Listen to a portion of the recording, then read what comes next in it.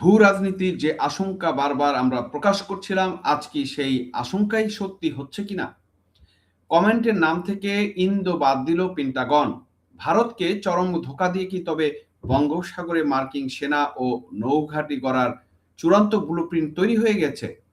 5ই আগস্টের পট পরিবর্তনের আসল নেপথ্য কাহিনী এবং ট্রাম্প প্রশাসনের আমেরিকা ফার্স্ট নীতির আড়ালে দিল্লির জন্য ভয়ঙ্কর ভূ রাজনীতিক এক সতর্ক বার্তা। ভূ রাজনীতিতে কোনো একটা নাম বা পরিভাষা সেফ ডিকশনারি বা শব্দ নয়। একটা শব্দের পরিবর্তনের পিছনে লুকিয়ে আছে পরাশক্তিগুলোর দীর্ঘমেয়াদী সামরিক কৌশল, আন্তর্জাতিক চাল আর কোনো অঞ্চলকে গিলে খাওয়ার আগ্রাসী ব্লুপ্রিন্ট। সম্প্রতি মার্কিন সামরিক সংবাদ মাধ্যম ইউএসএনআই নিউজ এমন এক খবর দিয়েছে যা পুরো দক্ষিণ এশিয়ার ভূ রাজনীতিতে এক চরম সুনামি ডেকে নিয়ে এনেছে।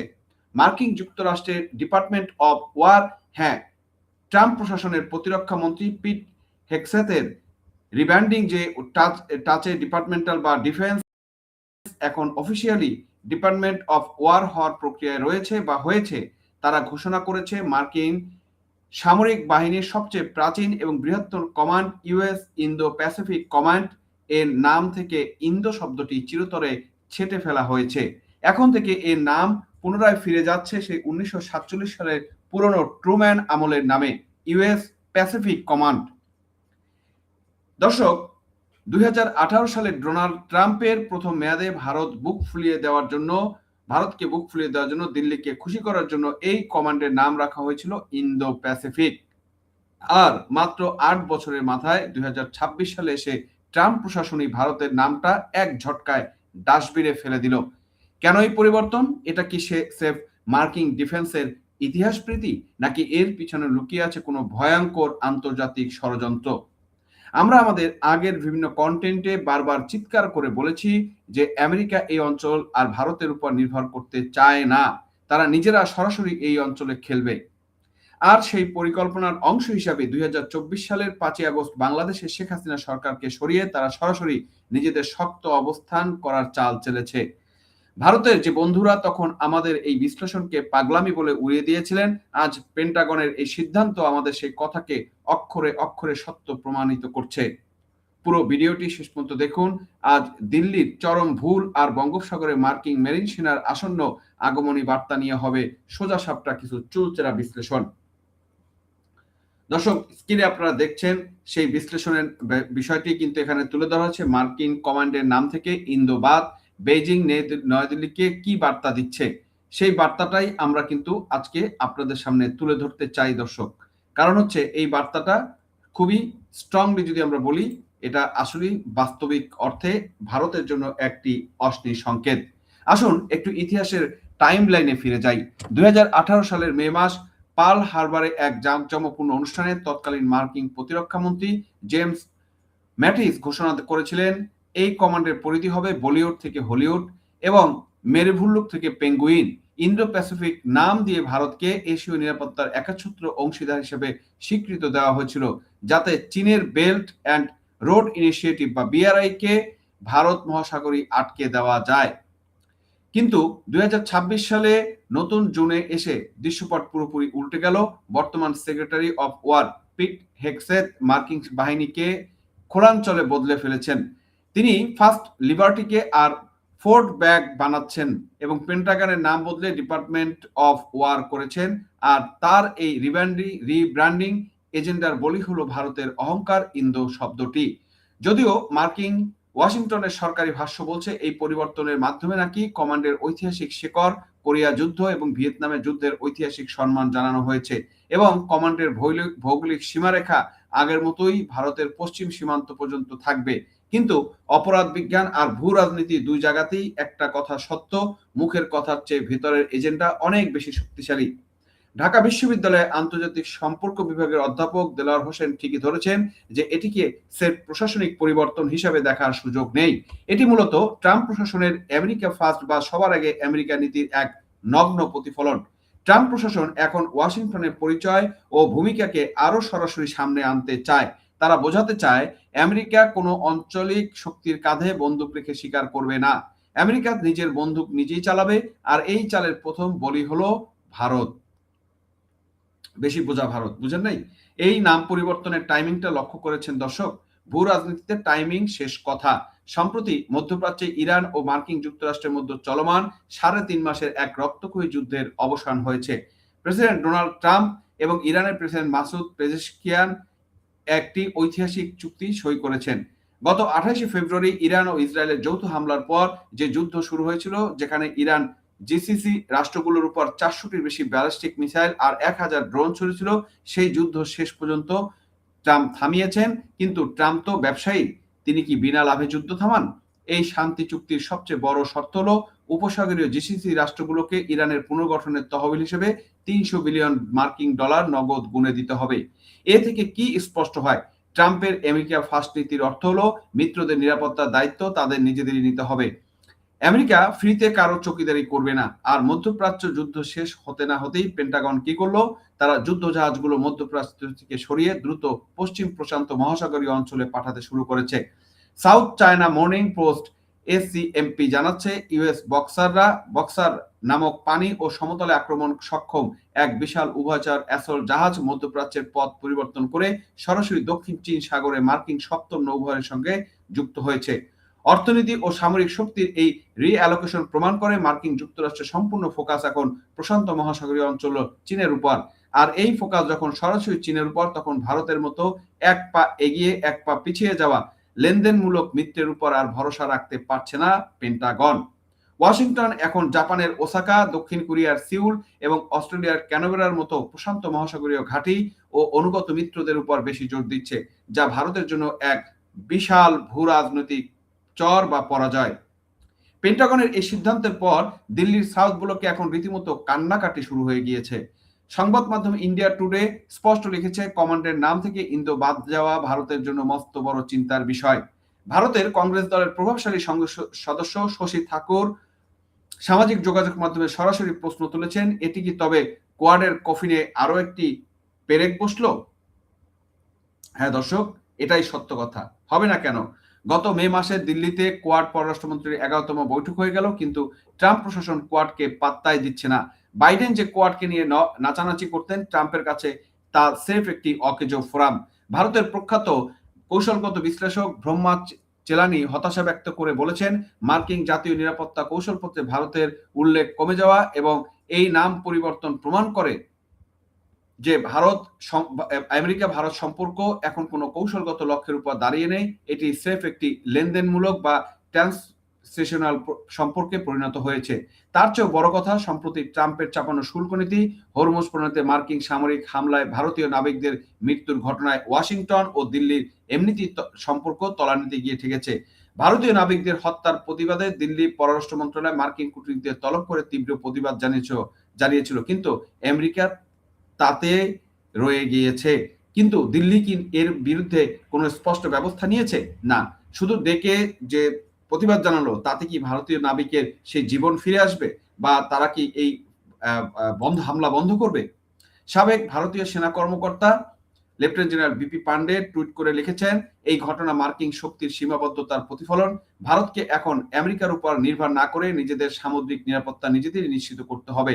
দর্শক, এই কথাগুলো গত ২ বছর ধরে প্রায় আমরা বলে আসছি, আমাদের চ্যানেলে বিভিন্ন সময় আমরা বলে আসছি যে আমেরিকা ভারতের সাথে এই পোল্টিটা দিবে এবং ভারত যাতে কোনো রকমে আমেরিকার উপর নির্ভর না করে।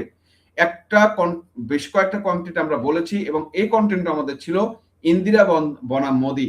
ইন্দিরা গান্ধী যে স্ট্র্যাটেজি নিয়েছিল যে আমেরিকার বিরুদ্ধে অবস্থান নেওয়া এবং ভারতের স্বার্থকে ঊর্ধ্বে রাখার, সেই নীতিটাই ছিল ভারতের জন্য সবচেয়ে বেস্ট, এবং সেই নীতির কারণেই কিন্তু এই অঞ্চলে শান্তি বিরাজ করেছিল, যেটা মোদি প্রশাসন আমি মনে করি ভুল করেছে বা ত্যাগ করেছে, এবং ভারত আমেরিকার সাথে সে অধিক বন্ধুত্ব করার চেষ্টা করেছে, সেটা তার জন্য বুমেরাং হয়েছে। ভারতকে এ কথা মনে রাখতে হবে, আমেরিকা যার বন্ধু হয় তার শত্রুর প্রয়োজন হয় না। আজকে ভারতকে বন্ধু বেশ করেও ভারতকে কিন্তু শত্রুর জায়গাতেই আমেরিকা রেখেছে। আমেরিকা কখনোই ভারতকে বন্ধু ভাবে না। এই কথাটা ভারত যত তাড়াতাড়ি বুঝবে তত ভারতের মঙ্গল। কথাটা আমরা বারবার বলে আসছি, কিন্তু ভারতের অনেক বন্ধুরাই, অনেক বিশ্লেষকরাই আমাদের কথা দ্বিমত পোষণ করে। আজকে তাদের জন্য এটা একটা বাস্তব সত্য হিসেবে সামনে এসেছে বলে মনে করি। বিশেষ করে আন্দামান ও নিকোবর এবং লাক্ষাদ্বীপে সামরিক সক্ষমতা ভারতের কিন্তু বাড়াতে হবে। অর্থাৎ ভারতীয় জেনারেলরা বুঝে গিয়েছেন আমেরিকা তাদের ইউজ অ্যান্ড থ্রো বা ব্যবহার করে ছুঁড়ে ফেলার পলিসি অ্যাপ্লাই করেছে। দর্শক, এখন দেখেন ভারতীয় বিশেষজ্ঞরা কিন্তু এখন এই আমাদের কথাটাই বোঝার চেষ্টা করছে যে তাদেরকে ইউজ করে ছুঁড়ে ফেলে দিচ্ছে। আমেরিকা ভারতকে স্পষ্ট বার্তা দিয়ে দিল, ভারত মহাসাগরের ঠিকাদার, তোমরা পারলে করো, আমাদের প্রশান্ত মহাসাগর হিসাব আমরা বুঝে নিচ্ছি। দর্শক, এবার আসুন সেই মূল বিশ্লেষণে, যা আমরা আগের কন্টেন্টগুলোতে বলেছিলাম এবং আজ যা দিবালোকের মতো সত্য হিসাবে আমাদের সামনে আসছে। আমেরিকা কেন ভারতের উপর থেকে নির্ভরতা কমালো? কারণ আমেরিকা ভালো করে জানে ভারতের যে সামরিক ও রাজনৈতিক চরিত্র তা দিয়ে চীনকে ঠেকানো সম্ভব নয়। ভারত নিজের সীমান্ত সামলাতে হিমশিম খাচ্ছে, তাই আমেরিকা এই অঞ্চলে ভারতের উপর নির্ভর না করে সরাসরি নিজেদের সামরিক অবস্থান তৈরি করার সিদ্ধান্ত অনেক আগেই নিয়ে নিয়েছিল। আর সেই পরিকল্পনা মাস্টার প্ল্যানের অংশ হিসাবে 2024 সালের 5ই আগস্ট বাংলাদেশে এক চরম অস্থিরতা তৈরি করে উগ্রবাদী চরমপন্থী শক্তিগুলোকে প্রচ্ছন্ন ইন্ধন দিয়ে শেখ হাসিনার একনিষ্ঠ দেশপ্রেমিক ও দূরদর্শী সরকারকে ক্ষমতাচ্যুত করা হলো। কেন করা হলো? কারণ শেখ হাসিনা বেঁচে থাকতে বঙ্গোপসাগরে কোনো বিদেশি শক্তিকে ঘাঁটি করতে দিতেন না, সেন্ট মার্টিন বা কোনো দ্বীপ বা অন্য কারো হাতে তুলে দিতেন না এবং দিবেন না, সেটা উনি স্পষ্ট করেই কিন্তু বলেছিলেন। আমরা তখন ভারতের বন্ধুদের বলেছিলাম বারবার করে, দিল্লি তোমরা ঘুমিও না, বাংলাদেশকে নিয়ে দ্রুত সিদ্ধান্ত নাও, ব্যবস্থা নাও, না হলে তোমাদের এই দূরদর্শিতার অভাবের জন্য দীর্ঘস্থায়ী মাসুল দিতে হবে। কিন্তু দিল্লি নীতি নির্ধারকরা তখন মার্কিন লবির ফাঁদে পা দিয়ে হাত গুটিয়ে বসেছিলেন। আজ মার্কিন এই সিদ্ধান্ত আমাদের সেই ভূ রাজনৈতিক বিশ্লেষণকে বাস্তবে রূপ দিল। এখনো অল্প কিছু সময় বাকি আছে। ভারত যদি নিজেদের আঞ্চলিক অখণ্ডতা এবং নিরাপত্তা সমুন্নত রাখতে চায়, তবে তাকে বাংলাদেশের মাটিতে এই পুতুল সরকারের আড়ালে থাকা মার্কিন নীল নকশাকে রুখতে দ্রুত ও কঠোর সিদ্ধান্ত নিতে হবে। তা না হলে খুব বেশি দিন দূরে নেই যেদিন বঙ্গোপসাগরের নীল জল চিরে ধেয়ে আসবে মার্কিন মেরিন সেনা, যুদ্ধজাহাজের বহর, আর তৈরি হবে তাদের নতুন স্থায়ী সামরিক ঘাঁটি।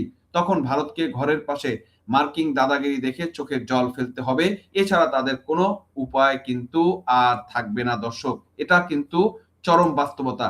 ভারতীয় বন্ধুরা, ভারতীয় জনগণ যদি এই কথাটা বুঝে এবং এখনই তারা পর্যাপ্ত ব্যবস্থা নেয় এবং আমেরিকার এই অবস্থানের উপর তারা যদি বাধা সৃষ্টি করে এবং অবস্থান তৈরি করে, তাহলে কিন্তু একমাত্র সম্ভব শুধুমাত্র ভারত তার অবস্থান এই অঞ্চলে ধরে রাখা। না হলে ভারতের কোনো রকমই তাদের এই অবস্থান ধরে রাখার আর কোনো সুযোগ আপনারা নেই বলেই আমি মনে করি।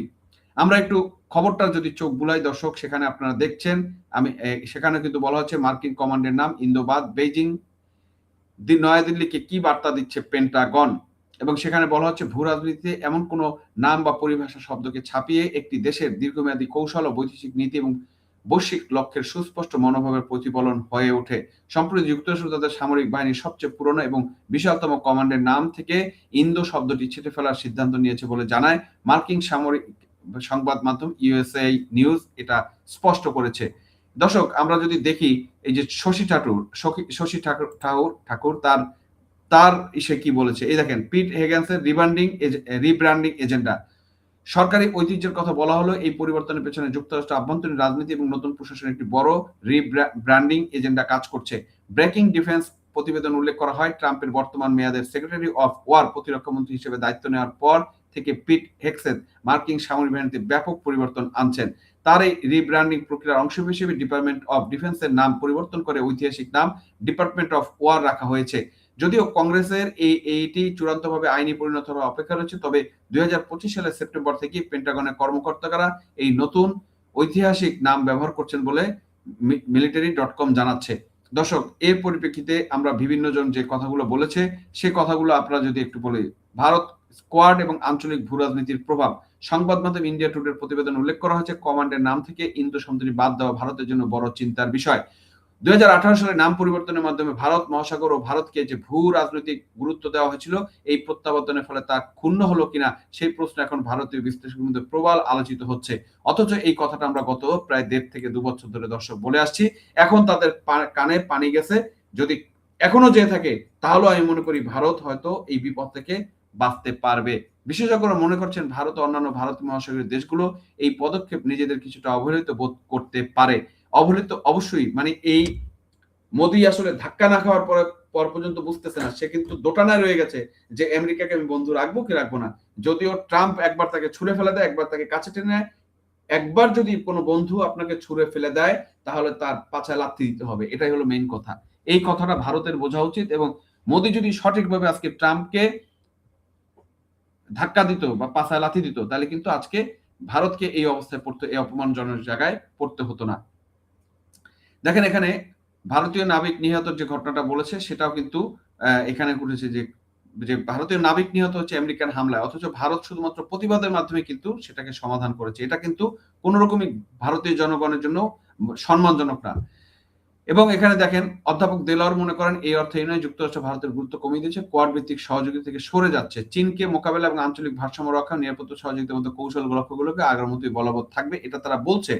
কিন্তু এই যে এদিকে ভারতের কংগ্রেস দলের সদস্য শশী থারুর সামাজিক যোগাযোগের মধ্যে প্রশ্ন তুলেছেন এটি কি কোয়াডের কফিনে আরো একটি পেরেক কিনা।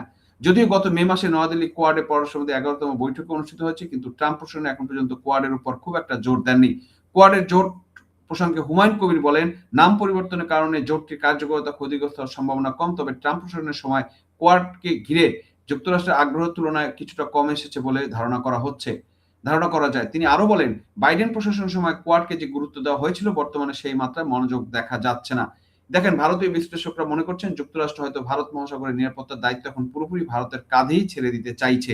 সাবেক ভারতীয় সেনা কর্মকর্তারা লেফটেন্যান্ট জেনারেল বিপি পান্ডে অবশ্য সামাজিক যোগাযোগ মাধ্যমে লিখেছেন এই ঘটনা মার্কিন শক্তির সীমাবদ্ধতার একটি প্রতিফলন এবং এখন ভারতকে যুক্তরাষ্ট্রের উপর নির্ভর না করে নিজেদের সামুদ্রিক নিরাপত্তার দায়িত্ব নিজেদেরই নিতে হবে। বিশেষ করে আন্দামান নিকোবর দ্বীপপুঞ্জ এবং মালদ্বীপকে লাক্ষাদ্বীপে সামরিক সক্ষমতা বাড়ানোর উপর তিনি জোর দিয়েছেন। কৌশলগত বিশ্লেষক ব্রহ্মাচরণী বলেছেন যুক্তরাষ্ট্রের জাতীয় নিরাপত্তা কৌশলপত্রে ভারতের উল্লেখ কমে যাওয়া এবং এই পরিবর্তন প্রমাণ করে যে দুই দেশের সম্পর্ক এখন কৌশলগত লক্ষ্যের চেয়ে অনেক বেশি লেনদেনমূলক হয়ে গেছে। অধ্যাপক দেলোয়ার এই বিষয়ে বলেন ভারতের মধ্যে এই ধরনের পরিবর্তন নিয়ে কিছু অস্বস্তি থাকতে পারে, কিন্তু দীর্ঘমেয়াদী দিল্লির পক্ষে তা প্রতিরোধ করা সহজ হবে না।